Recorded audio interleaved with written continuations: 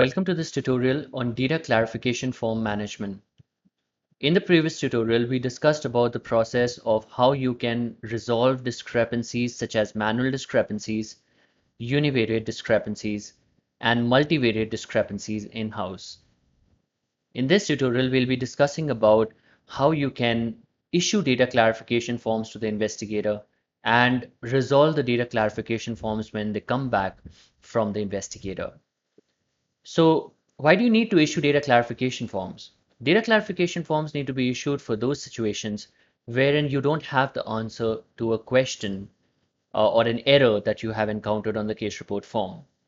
So if you encountered an error on the case report form and the data is either inconsistent or erroneous, and you don't have any documents like study assumptions or investigator notes or site-generated data clarification forms to justify that, then you issue a data clarification form for it.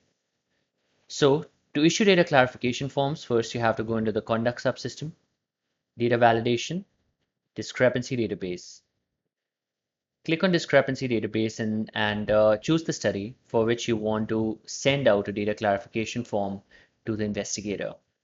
In this case, we'll be choosing the study that we created, which ends with initials of ZZZ. Select that study and then define the master profile. After you've done that, query for the patient ID. In this case, we'll be sending out some data clarification forms for the patient ID N5, visit number 1, physical examination CRF. So patient number N5, visit number 1, and the DCM name is physical examination. So we're going to use these three criteria and also use one additional criteria, which is the review status, because we only want to see the discrepancies that are still unreviewed. We don't want to see the ones that have been resolved in the previous tutorials or even before that. So I'd like to only see unreviewed discrepancies, and I choose this option of unreviewed over here. So I've set the 4 criteria on the basis of which I want the discrepancy database to fetch me my discrepancies. I execute this query and it will fetch me discrepancies for page number N5 that are in our unreviewed status. So we have a discrepancy over here. We'll take an example of a discrepancy like this one. Okay. The value for response to the body system has not been supplied. And why is this discrepancy created? It's a univariate discrepancy, which is created for repeat sequence 18. Repeat sequence 18 means the 18th record on the body system information. So the body system question group over here is a repeating question group. Each line is called a repeat, like appearance is repeat sequence 1, skin is repeat sequence 2, hint is repeat sequence 3, and so on. Fundoscopy is repeat sequence 18. So here in the repeat sequence 18 fundoscopy, the value for response to the body system has not been supplied, whereas it's a mandatory question. So for this scenario, a univariate discrepancy is raised by the system, stating that the value for response to the body system on the 18th repeat is not being supplied. So the first thing, of course, over here before issuing a data clarification form is to have a look at the comment or the discrepancy, verify whether that discrepancy actually exists on the case report form or not. So now that we've authenticated that that's actually a discrepancy, we refer to our other documents like data review guidelines or study assumptions documents or site-generated data clarification forms or investigator notes, and we see if a resolution to this question has been provided by the investigator proactively. If he has provided those responses, then you update them like we saw in the earlier tutorial. But if you do not get any response in terms of any resolution to this situation in one of your documents, then you have to issue data clarification forms for that.